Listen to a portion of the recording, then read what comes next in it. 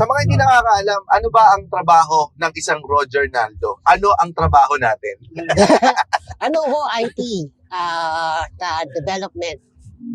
Anong klaseng IT? Kasi maraming mga nag-IT ngayon.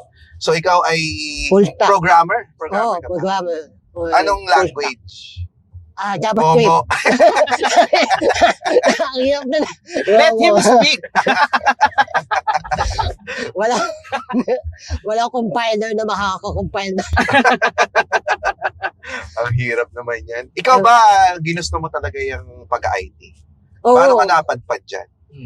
Simula pa nung college ako, yun na talaga yung parang nagustuhan ko na na gawin. Simula college siya eh. Wala na kasi siyang choice. Ngayon kasi yung course eh.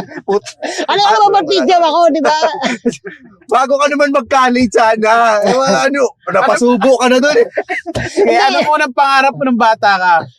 Engineer talaga. Na engineer, gusto mo talaga mag-engineer dati? Oo. Ano klase engineer? Yung gumagawa ng bahay, mga building. Ano ba yan? Civil. Civil engineer.